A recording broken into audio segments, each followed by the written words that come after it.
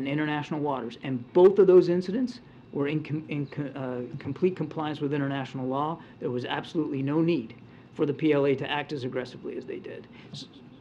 It won't be long before somebody gets hurt. That's the concern with these unsafe and unprofessional intercepts. They can lead to misunderstandings. They can lead to miscalculations. When you have pieces of metal that size, whether it's in the air or on the sea, and they're operating that close together, it wouldn't take much for an error in judgment or a mistake to get made, and somebody could get hurt. And that's just got to be unacceptable. It should be unacceptable to them as well. Thanks, Karine. John, you just said that these two incidents are part of a pattern of an increasing level of aggressiveness. Right. So then why was it appropriate to send two senior officials to visit China on the anniversary of the Tiananmen Square massacre? A couple of things. First of all, it wasn't timed to the anniversary of the Tiananmen Square. Number two, it wasn't timed specifically to deal with these intercepts. You can imagine a trip to Beijing by U.S. officials takes some time to plan. So it wasn't timed to these events. That said, both these U.S. officials used the opportunity to raise our concern over these two intercepts that I just talked to Ed about. Absolutely raised the concerns that we had. Now, we had raised those concerns through our embassy as well, so this wasn't a new message that the Chinese were hearing. But I think you can also understand, Jackie, that particularly when times are tense, particularly when there's a risk of miscalculation, and particularly when the PLA is acting as aggressively as it is with no reason whatsoever, that's the time that you want to be able to have a conversation, whether that conversation is over the phone or face-to-face. Now, this visit was very much in keeping with our larger, longer efforts to keep the lines of communication with the PRC open, and we'll see where this goes after that. There's been some criticism, though, of the administration for sending officials on that anniversary. Was that decision a messaging misstep? We would not call it a misstep. I mean, this was a long-planned trip, and this is the way the schedules worked out. But I think, honestly, people will be criticizing the timing of Tiananmen Square, just making a whole heck of a lot out of nothing. It wasn't time to do anything with the anniversary. And again, both these officials were nothing but candid and direct about our concerns, particularly over the intercepts. And of course, they brought up issues of human rights as well, as we always do. It's important to have these communication vehicles open. It's important to be able to have those kinds of conversations. And I think we're a whole lot less worried about the date on the calendar than we are about what's on the agenda when we start talking to them. Aside from expressing verbal concerns and communicating with Beijing our displeasure with this, is the United States contemplating any kind of response to back China down from its increased aggressiveness? We have continued to convey that message to them. I mean, obviously, we're not in control of their military and their military assets or their military leaders. We urge them to make better decisions about how they operate in international airspace and sea space. Whether they acknowledge those rules of the road or not, they are the rules of the road. And for a nation like China that continuously touts international law and sovereignty and territorial integrity, you would think that they would understand when a vessel or an aircraft is operating, in fact, in international airspace and sea space. We're going to keep standing up for those rules of the road. We're going to keep standing up for that international law. And as I said earlier, we're going to keep flying. We're going to keep sailing. We're going to keep operating where international law allows us to. It's an important concept. Freedom of navigation, whether it's in the air or on the sea, it's an important concept that the United States is going to continue to stand up for. Thank you. On Ukraine, what is your understanding of whether the counteroffensive has begun? Has it begun? I'm not going to be talking for the Ukrainian military. That's for them to speak to. And I think you heard them say earlier today that they're conducting some offensive operations, but I won't go beyond that. That's for them to speak to. What I can speak to is how hard we work to prepare them to be ready. So whether it's starting now or starting soon or whenever they decide to step off and whatever they decide to do, the president's confident that we did everything we could over the last 6-8 months or more to make sure that they had all the equipment, the training, the capabilities to be successful. Thanks. Back to China. Do you think, though, all of these incidents are sort of an effort to intimidate or impact other channels of communication that you are trying to keep open? Or do you see them compartmentalizing the military sort of realm from you guys trying to send Blinken over there and Yellen over there and Raimondo? It's difficult to know for sure, Jenny. I mean, obviously, when you fly and sail as aggressively, and you saw the video for yourself, I mean, you don't need me to tell you how aggressive it was.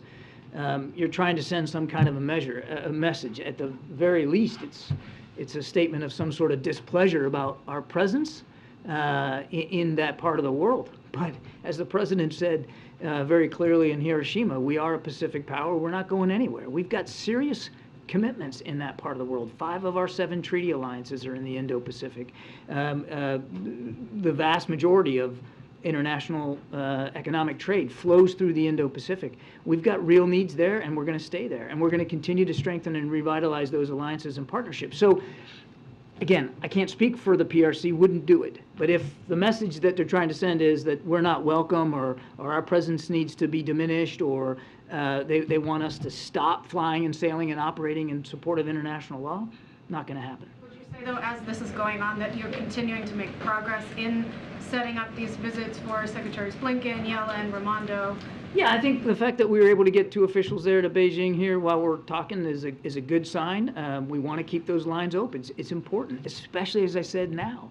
So in general, without predicting what the next visit's going to be or by whom or when, yes, we are feeling like we are making progress in terms of opening up additional lines of communication. Thank you, Karine, and thank you, John. I have 2 questions. National Security Advisor Sullivan said last weekend that the United States proposed the talk with China and Russia for nuclear disarmament. As you know, North Korea has nuclear weapons, whether we admit or not. Do you think nuclear disarmament talk with North Korea are possible to resolve the North Korean nuclear issues, or will you continue to wait for the talks with the North Korea? It's not about waiting, Jenny. We have made it clear to Kim Jong-un and the regime in Pyongyang that we're willing to sit down without preconditions to talk about the denuclearization of the peninsula. That hasn't changed. It's not about waiting. We continue to send that message. What we haven't gotten is any indication from Pyongyang that they're willing to engage in those kinds of talks, but the offer still stands. Yeah, John, I just want to go back on the China question. Is there some possibility of sequencing the visits differently? So Secretary Yellen has talked about sequencing being an issue, which sort of implied that perhaps Blinken should go first. But given the challenges in the sort of political and realm and in the military realm, does it make sense to foreground the economic visits first, and have the economic team go first in terms of visiting? Yeah, that's putting that cart way ahead of the horse right now. I think we're glad that we were able to get this visit in Beijing, and we'll see what they come back with. I mean, clearly one of the goals was to advance the communication with the PRC and see what we can do to get these higher level visits in play.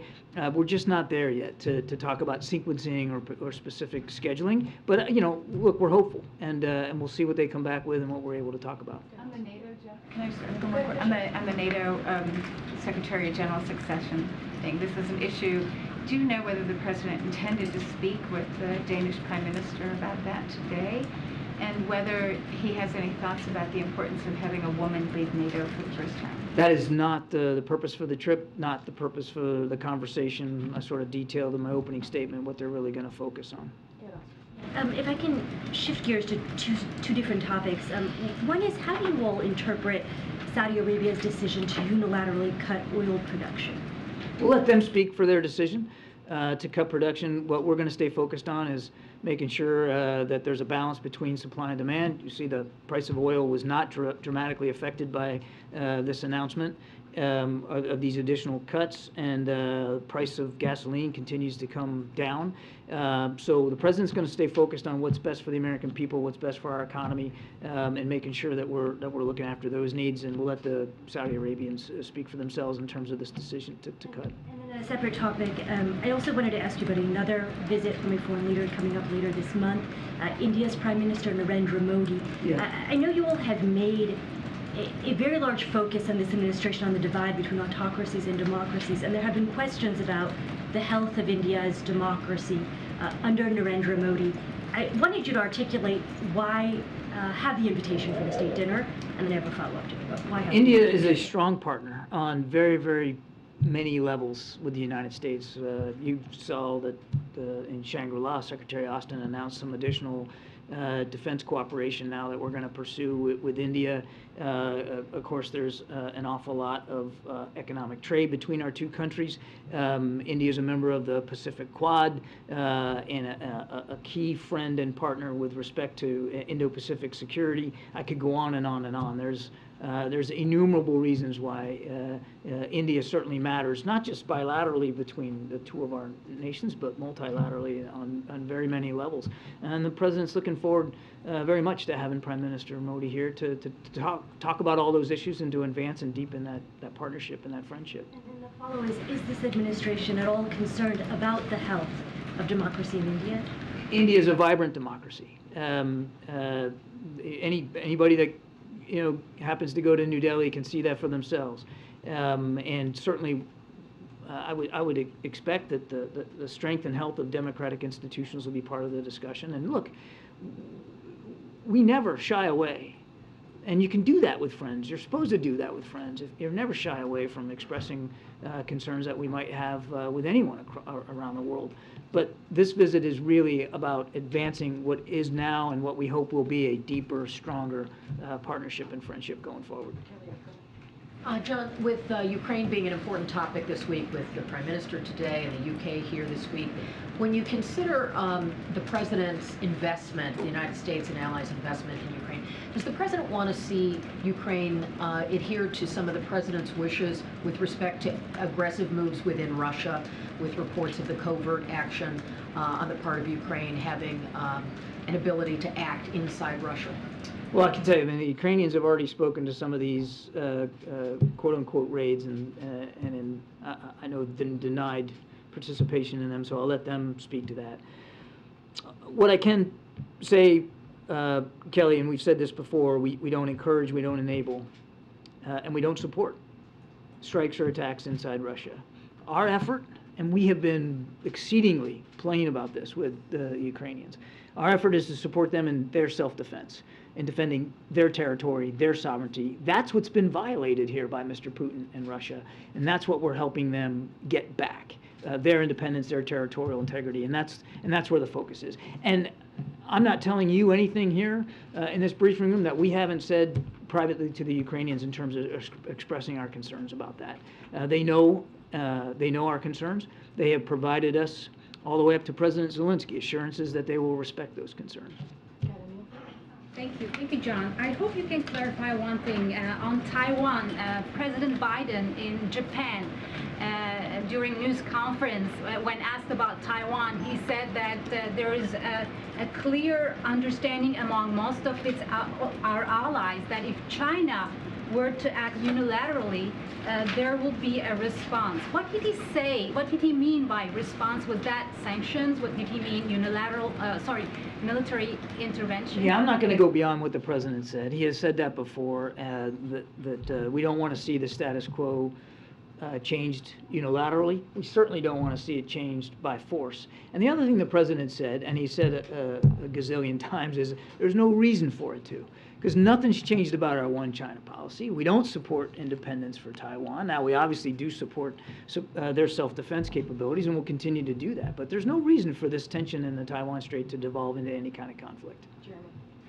John, I understand that you don't want to characterize whether or not we're witnessing the beginning of this counteroffensive. That's right, I don't. But is this within the time frame of when Ukrainian officials told Americans that they could potentially begin a counteroffensive? Are we within that time frame? I'm just not going to go there, Jeremy. I mean, they need to have the right and the responsibility to speak for their own military operations and how they're conducting them and where and when. And it wouldn't be appropriate for us to speak to that. Okay. And secondly, President Zelensky told the Wall Street Journal that he needs more Patriot missile batteries and air defense to protect both civilians in Ukrainian cities as well as frontline troops. from Russian air power. Is the U.S. in the process of identifying additional Patriot batteries that they could potentially send, or additional air defense? Could we see some of that? What I would tell you is we've been prioritizing air defense now for many, many months. And in this last package, one I think we just talked about last week, there were additional interceptor missiles. So without getting ahead of announcements to come, I can assure you that air defense remains top on the list of the kinds of capabilities that we're going to continue to make sure Ukraine has. Are Patriot batteries, I know that those are tough because they're fairly scarce, so is that a possibility? They are. There's not a lot of them, either in our inventory or the inventory of nations that have purchased them.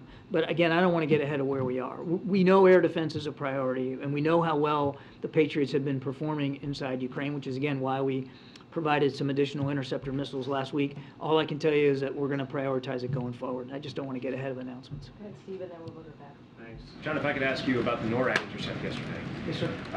If you could help us understand, there was a period of time yesterday where it wasn't clear what was going on. We think we have a sense of what happened, a tragic incident. But can you walk us through, maybe give us a tick-tock of NSC involvement in this? And was there a point at which yesterday the Commander-in-Chief was informed that there was a wayward plane headed for Washington and might have he... Well, the President was certainly briefed and informed.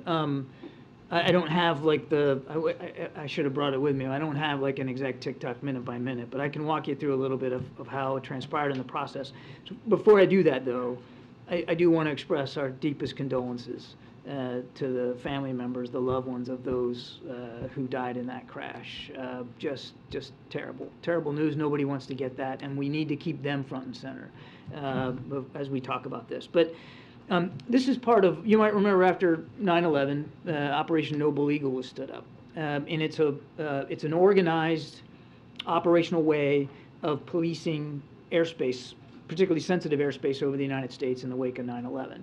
And so there are Noble Eagle-like incidents that happen from time to time where private aircraft wander into secure airspace, and we have to notify them to leave. And 99 times out of 100, that's all it takes is a quick call on the radio. Hey, you're getting into some airspace you don't need to be in, and usually that takes care of it.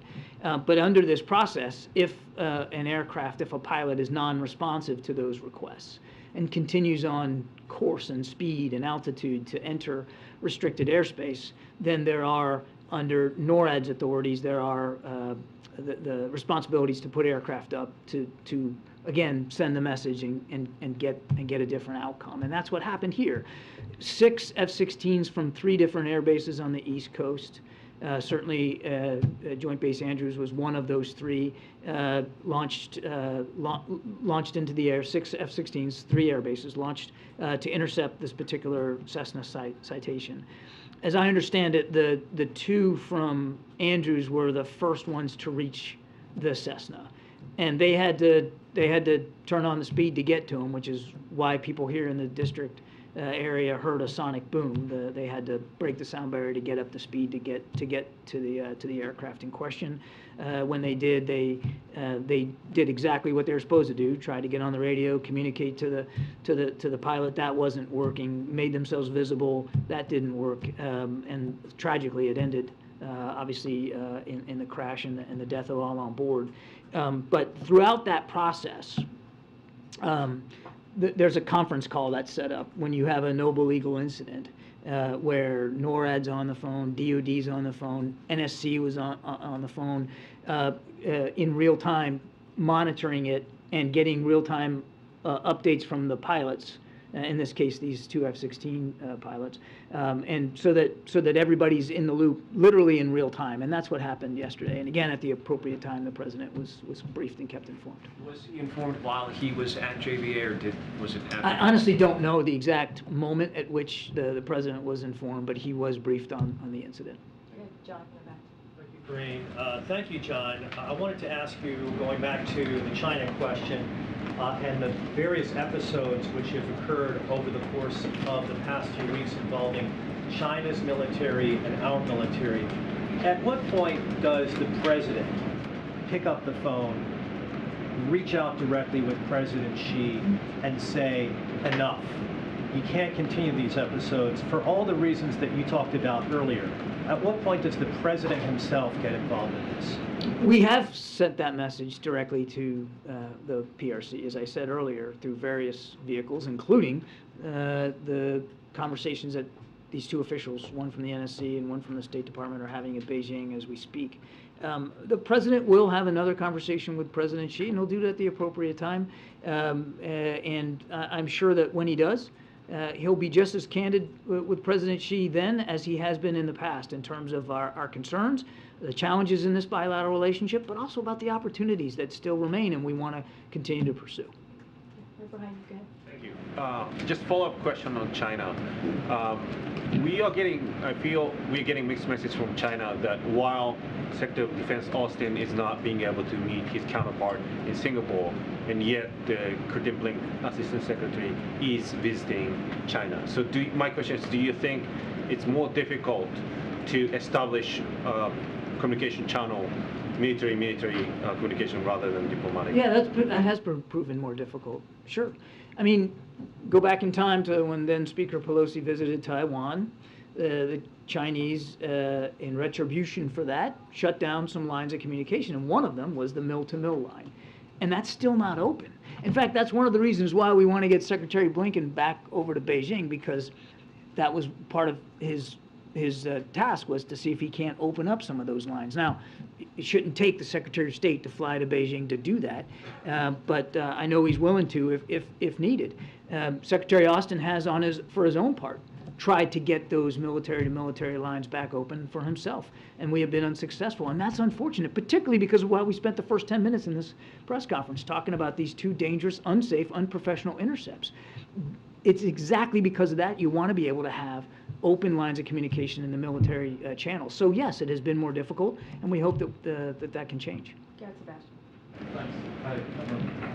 Could you give us a little more preview on Rishi Sunak's visit? And apparently he is also pressing for his candidate for NATO Secretary General. So, and he's apparently actually going to bring it up. So, what do you have to say about that? Ben Wallace, does that sound good to you?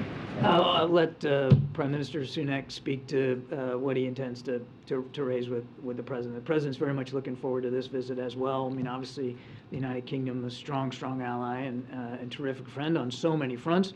I have absolutely zero doubt that the war in Ukraine will be a prime issue of discussion, and the Brits have been right there, literally at the fore in terms of helping Ukraine for the last 15 months, and I have no doubt that they'll talk about ways in which we can work together going forward for the future. I just don't have anything on the next NATO SecGen to speak to. The President hasn't made a decision about who the United States would support, and I certainly don't want to get out ahead of him on that. I will say, while I've got the chance, that the President remains very grateful and appreciative of the leadership of Jens Stoltenberg as Secretary General. Has been extended, 2 or 3 times, I think, and he's just done a masterful job, particularly when you look at what the alliance has been able to do unilaterally, sometimes bilaterally, in terms of supporting Ukraine. So an awful lot of NATO business to be done, and I'm sure that they'll discuss a whole range of those issues, but I don't want to get ahead of that discussion. On the sonic boom situation, was there any effort yesterday to evacuate the White House or the Vice President's residence as this plane crossed the airspace? And if not, why not? I'm going to let the Secret Service talk about security here at the White House. That's not something for me to tackle. Is there any review now of how this was handled, if the response was appropriate, given the risks? I refer you to DOD to talk to whatever after action they might do. It's not uncommon after any operation for the military to take a look at how it performed. Having observed this myself for many years, what I saw was just a classic textbook response to, in this case, what was an unresponsive pilot, an aircraft, again, with a completely tragic outcome. Thank you so much, John. On Iran, Iran is reopening its embassy in Saudi Arabia after a 7-year break. And it was a Chinese broker deal. I just wanted to get the U.S.'s assessment on what this could mean, what the implications are. Will this help the security situation in the Persian Gulf or the Strait of Hormuz? Will the U.S. decrease its maritime presence in that area? And how could this affect the Abraham Accords? Which one of those 7 do you want me to take first? Look, we'll let the Iranians and the Saudis speak more specifically to this. What I would say is just in general is we support more integration, more dialogue, and more transparency throughout the region. And if the Iranians open up an embassy in Riyadh can help increase transparency of what they're doing and why, if it can de-escalate tensions, if it can lead to a reduction in their destabilizing behavior, including intercepting maritime shipping as they attempted to do over the last several days in the Strait of Hormuz, then all that's to the positive. Karen. Thanks. Two questions. To follow up on Jeremy's question, in that Wall Street Journal interview, Zelensky also said that Russia's dominance of the skies over the battle zone will mean many Ukrainian soldiers will die in the counteroffensive. Does the White House agree with that assessment that he gave? I certainly wouldn't think that it would be appropriate for us to lend veracity to estimates by the Ukrainian military in terms of what casualties they might take. That's really for them to speak to. Again, bear with me because I know this is going to sound like I've said this a gazillion times, but we have done everything we can to make them ready, and that's not just about weapon systems. It's about training and how to use it, and more critically, it's about how to integrate those capabilities on the battlefield in what we call combined arms maneuver, which is what they believe they're going to need to execute to be able to conduct successful counteroffensive ground operations. And we have really done a lot to help get them ready for that. But as to how many casualties they might take, I think that's really certainly nothing we would speculate on. And in war, those things are unpredictable. And it's a lot of it's going to depend on how and where they conduct these operations and what kind of resistance they face from Russian forces. Well, second one, could you give your assessment, the administration's assessment, on how significant the recent and ongoing gains are by Ukraine around the city of Bakhmut? I would just tell you that again, I don't want to armchair this thing, day by day. There has been continued vicious fighting in the Donbass area. Certainly, Bakhmut did not see much of a reprise of the violence. The Ukrainians have been fighting bravely for Bakhmut, even as they withdrew forces. They still stayed in the vicinity of Bakhmut. I'll let them speak to the reasons why that's important and why they're conducting those operations the way that they are. Again, our focus is on just making sure that they're ready. Go ahead, Rob. Thank you. There was a Microsoft Outlook outage this morning. Is the NSC monitoring any reports of foul play involved? Not that I'm aware of. And I asked last week about Mauritius. I wonder if you had a chance to read up on it. I mean, you know what? It was a second today where I'm thinking, I wonder if I should make myself ready on Mauritius. And then I thought, nah, there's like no way that question's going to come up again. So I do not have an answer for you, brother. I'm sorry. I'll have to get back to you. Thank you. On Saudi Arabia, again, on the decision to cut production, was that any advance notice given to the administration on sort of what their thinking was on that? And I guess more broadly, what you can share as to how it plays into this sort of ongoing review of the U.S.-Saudi relationship? I know of no advance notice, nor would there need to be. I mean, that's not that was a unilateral decision by a sovereign state, so I'll let them speak to that. And we've talked about this relationship before. I mean, as I said, I think a few weeks ago, there's going to be issues where we don't agree with Saudi Arabia, and we have the kind of relationship that we can express those concerns directly, and we do all the time. But we're focused on the future. Saudi Arabia is still a strategic partner, has been for 8 decades, will be for the next 8 decades, and we're managing that relationship going forward. That's what our focus is on. Thank you very much, Karine, as always. Admiral, thank you. I want to ask one question about Ukraine's strategy and one question about the series of national security leaks that were first detected in early April, if I may. On Ukraine, I wonder if you could explain a little more why it is that the United States urges Ukraine against the conduct of cross-border operations. Wouldn't it be the swiftest way to bring this war to a conclusion if Russia were made to feel even a fraction of the kind of pain that it has inflicted on Ukrainian territory? We have been pretty consistent about this, James. We don't. The rationale is what I'm asking. We've been consistent about the rationale too. I think we can all agree, no matter where you stand on the war in Ukraine, that having it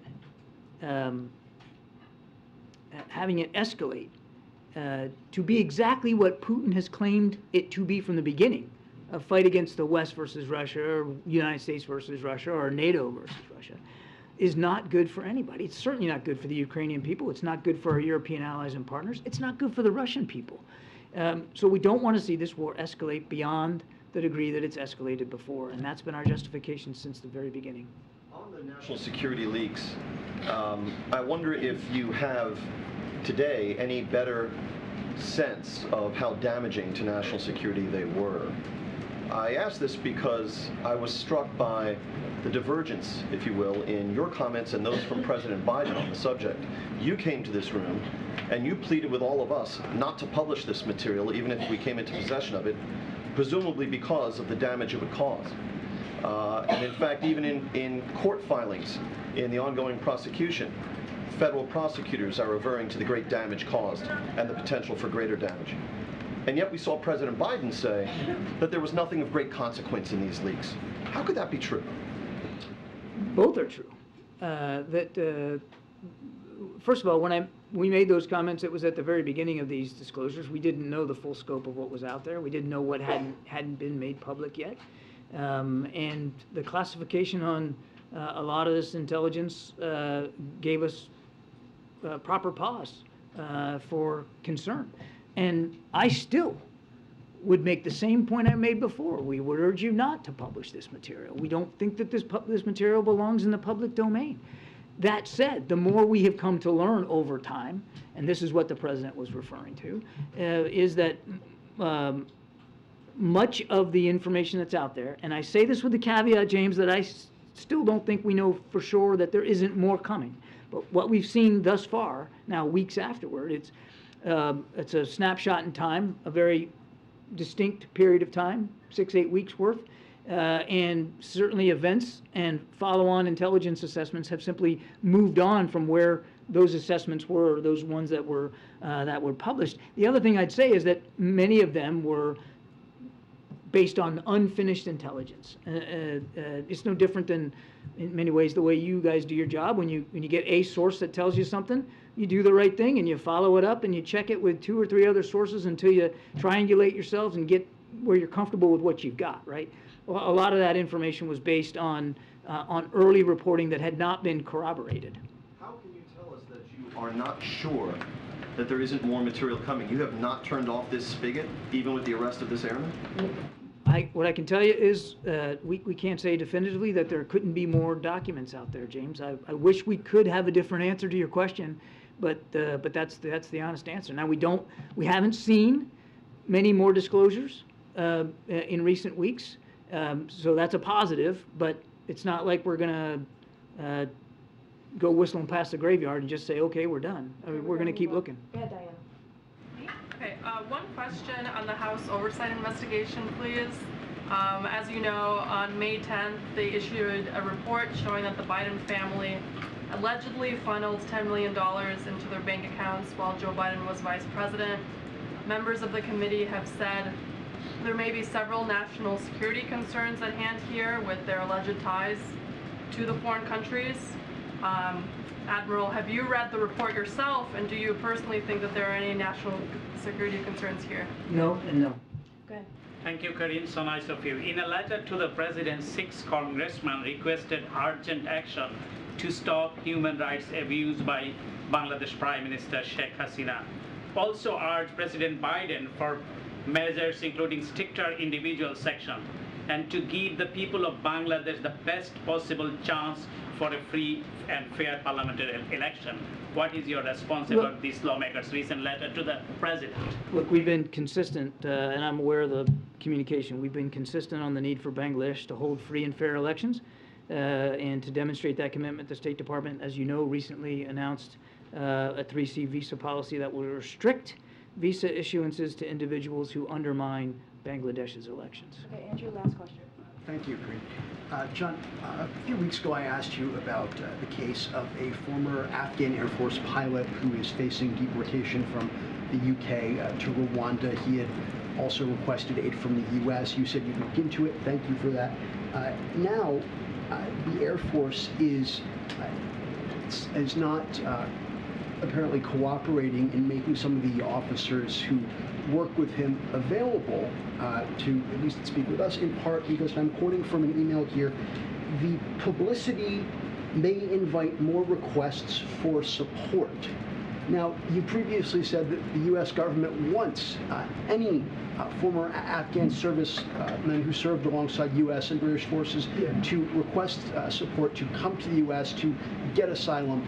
Has there been a policy change? Do we no longer want requests for support from publicity in cases such as these? Well, without confirming the Air Force's response, which I had not seen, the short answer to your question, no, I'm not questioning it. I'm just saying I haven't seen it, and without seeing it, I won't speak to it. But the short answer to your question is no. There's no policy. We continue to want to see our Afghan allies get out, be able to have a life of freedom, and certainly if they want that life here in the United States, we're still willing and able to help provide it to them. No, there's been no change in policy at all.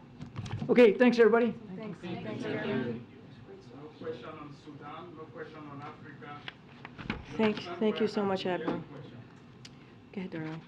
Thanks. Crazy what's happening here. Can you clarify one thing? When Kirby was describing, in response to Portnoy's question about the chain of events yesterday, did the President have any role in the decision to scramble F-16s, or is that process self-contained? Is NORAD and DOD, NSC? So what I can say for sure is that the President was certainly briefed and throughout the process and kept abreast. Can't speak to the exact process and what comes first and how it all runs down. Clearly, this is the Department of Defense that kind of certainly led this operation, but can't speak to where the President kind of engaged or not. I can tell you that he was certainly kept abreast. One other question, looking ahead to the trip on Friday when he goes to Fort Liberty, given that it was just renamed, will the President in his remarks get into the reasons behind the renaming, the whole debate over being woke, or will his remarks just be a tribute to troops? So, as you know, that's a few days away.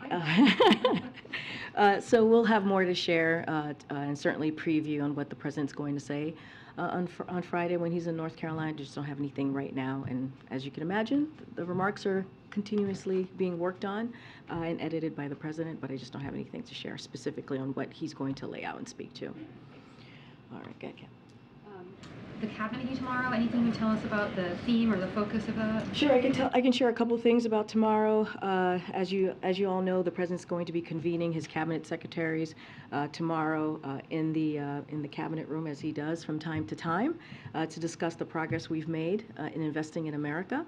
That includes the 13 million jobs created in the last 2.5 years under this President, unemployment being below 4% for nearly a year and a half, and annual inflation falling now for 11 months in a row, and more than $470 billion in private sector investments. And let's not forget the bipartisan budget agreement that the President signed on Saturday, which will also be a conversation to include just the progress that we've made in this last 2 years of this administration, and also the priorities and the funding levels and all of the historic pieces of legislation that the President was able to do just the last 2 years.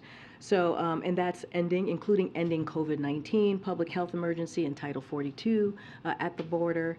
And what you can expect as well is he will be talking to his cabinet secretaries about the next 100 days, which we think is incredibly important as we move forward with this rest of this year, unleashing more infrastructure, clean energy, manufacturing investments across the country, and our work, let's not forget, to curb gun violence as well, and also what we're seeing across the country on what's the attacks that we're seeing on women's reproductive rights. So certainly will be part of the conversation that you all will hear and see from the president tomorrow. Go ahead. Yes. Journalists at Gannett newspapers are on strike today. Just wondering if the president has any message for them. Does he support them?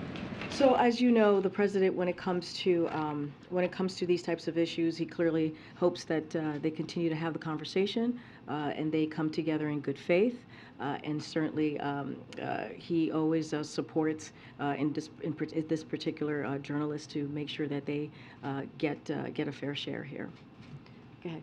Thanks, Karine. Picking up on the cabinet meeting, does the president still have confidence that Julie Su can get approved to be his cabinet secretary? Yes, yes, he has confidence that she will get through, and as you can imagine, that she has the support of this administration to get her through, to get her confirmed.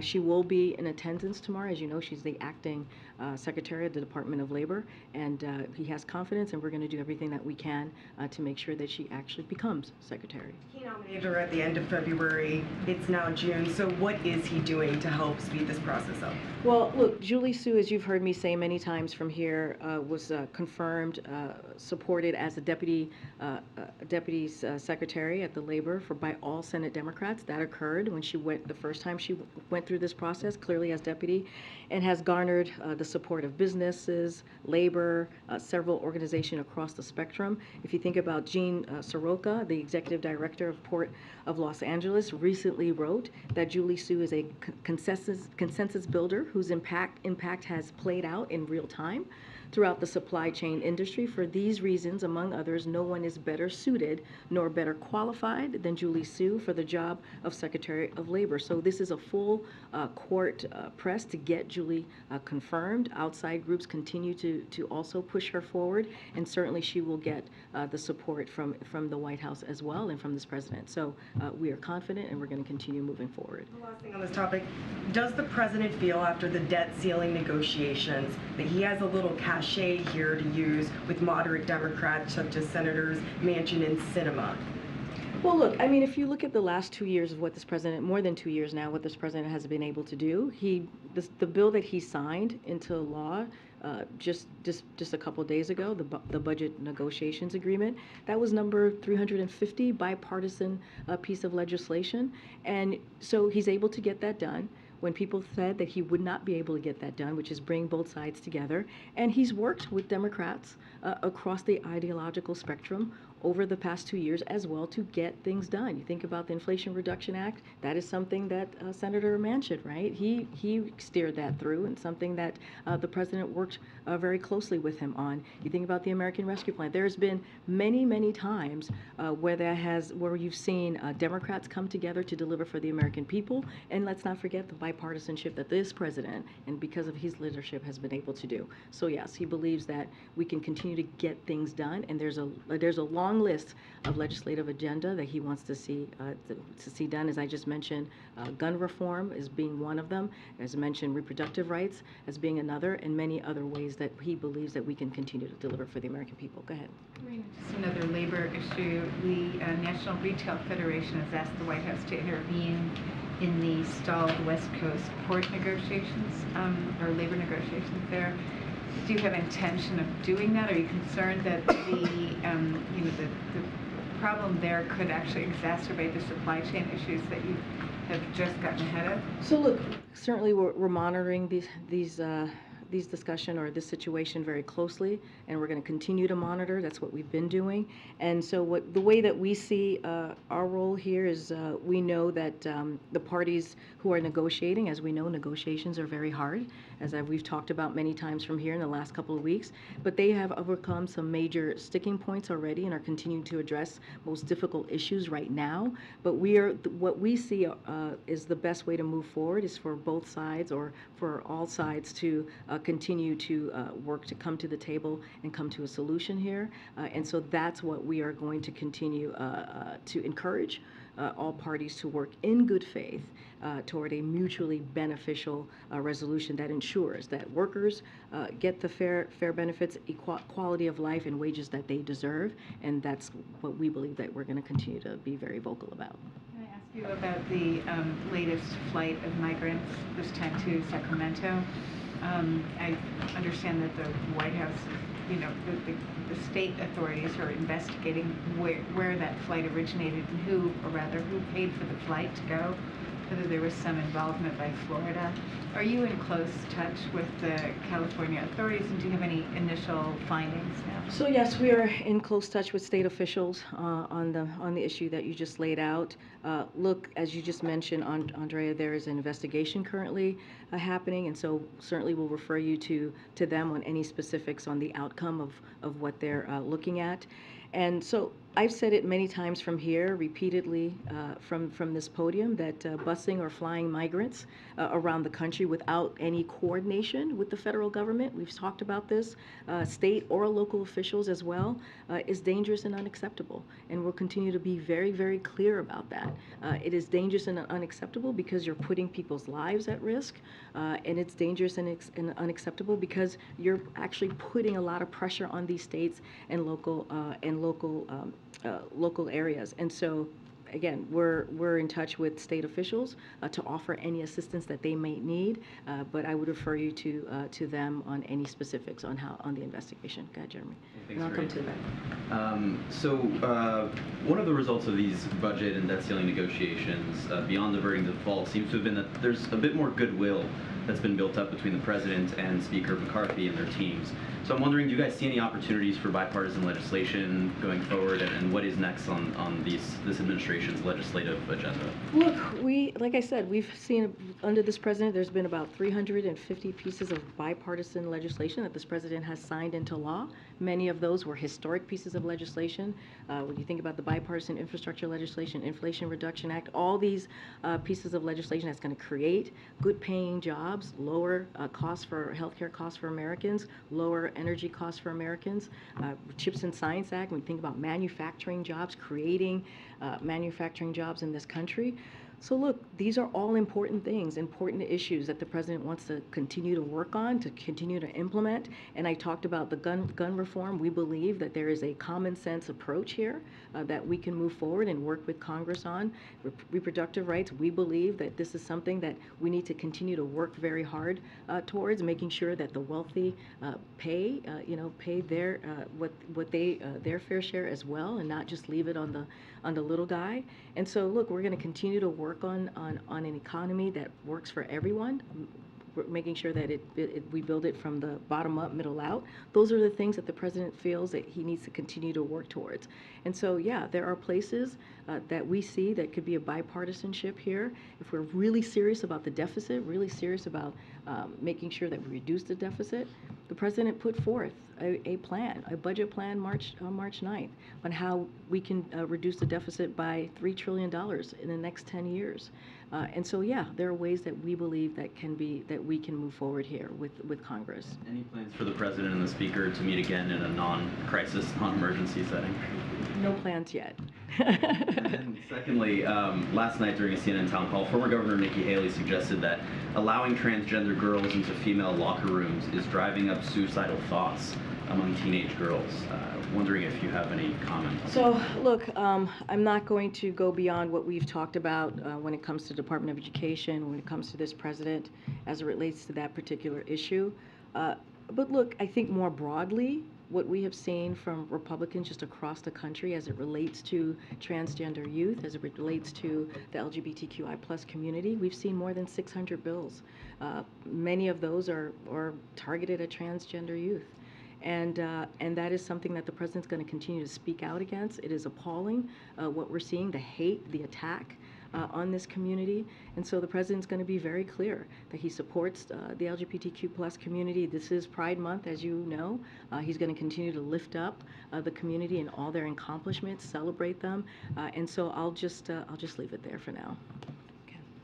Thanks, Karine. Nikki Haley also last night refused to answer a question about whether she would sign a bill for a 6-week abortion ban if it came to her desk, saying that the administration has not yet outlined their position on whether they would sign bills allowing abortions at 37, 38, 39 weeks. Could you give us the sort of correct position of the administration in terms of what kind, if any, kinds of restrictions on abortion the administration supports? So I didn't watch this town hall, so can't really speak to exactly what she said. What I can speak to, what the president has said, which is that he will continue to call on Congress to restore Roe v. Wade. And so if you know the particulars of Roe v. Wade, you see what the president stands. So I'll just leave it there for now. And one other one on Nikki Haley. She also said that a vote for President Biden is a vote for Vice President Kamala Harris. What do you say to anyone who is questioning whether the president would survive a full 4-year term? So let me just say this. I'm not going to comment on the 2024. She is a candidate, so I want to be very careful here. And we do follow the Hatch Act, so I want to be really, really mindful here. Look, this is a president, if you look at his track record, and I'm saying this more broadly, if you look at what he's been able to do, he has been able to push forward and get done historic pieces of legislation. He has gotten more done than any other president when you think about the infrastructure legislation. When you think about the last president, it was a joke. We were talking about infrastructure week. It was literally a joke. Now you hear this president talking about infrastructure decade. When you think about for Medicare, being able to negotiate and lower cost for Americans, that matters. That matters to the American people. When you think about actually creating jobs, good paying jobs, which is part of this president's economic policy, that matters to the American people. The president literally just was able to get done a bipartisan agreement on the budget, which many people didn't think he would be able to get done. And this president was able to get done. So look, this is a president that's been attacked during 2020, where people said, oh, he's not gonna win. He's not able to get it done. There's no way he's gonna be the next president, and he made it happen. In 2022, the same thing.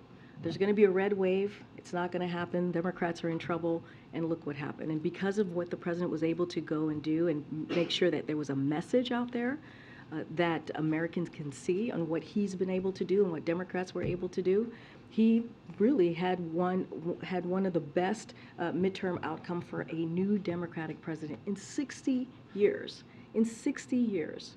And so, look, I'll leave you with a quote here. Here's something that I think that was said a couple days ago. It's a Huffington Post headline. After calling Joe Biden senile, Republicans complain he outsmarted them. I'll leave it there. Okay. But to follow up on this, because the other argument that was being made in that comment by that candidate is that a vote for Joe Biden is a vote for Vice President Harris to possibly become president. Does the White House see those continued attacks from Republicans and, frankly, comments from Democrats concerned about that as sexist, racist, politically convenient? So, okay, going to be really careful. 2024, I'm not going to speak to 2024 from here. What I can speak to, what I'll say more broadly, is that the Vice President has been a partner. Has been a partner to this president. You've heard him say that multiple times. When it comes to difficult decisions, when it comes to important decisions that matter to the American people, this is something that those are issues that the president has talked to with the vice president.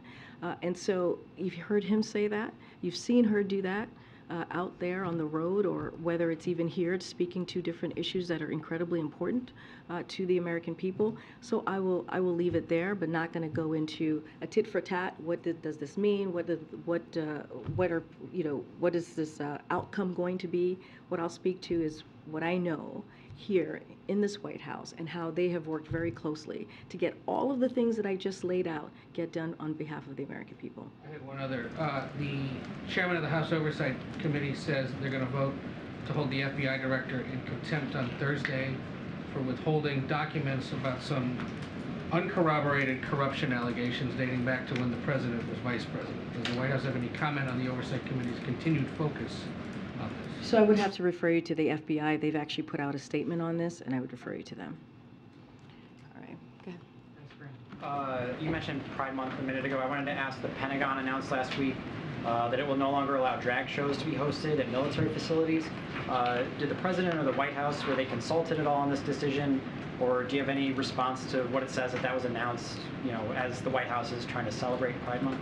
So that was a DOD decision. So questions related to that, certainly I would refer you to them. I'll say a couple of things here. I want to start out by saying that this is a president who is proud of the LGBTQI people serving in our nation's military. As Secretary Austin has expressed in his Pride Month statement that he put out just last week, the Biden-Harris administration will celebrate LGBTQI plus service members' contributions during Pride with Pride across federal agencies, including at the Department of Defense.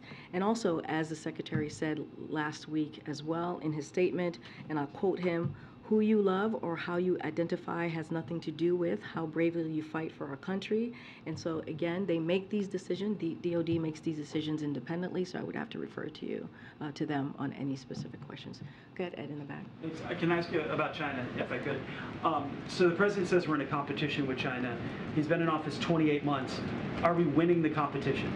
So I would point you to the 800,000 manufacturing jobs that were created here. I would point you to the Chips and Science Act that was bipartisan, that the president was able to get done to make sure that we bring back jobs here. I would point you to, as you always ask me, about our economy and how it's growing. More than 13 million jobs created, unemployment at a record low. And so the president has done the work to make sure that we bring those jobs back. You see the investment. We talk about investing in America, and the president is able to talk about that and go around the country laying that out because of what we've been able to do, historic pieces of legislation to prove that point that I'm making. So he feels like we're winning that competition.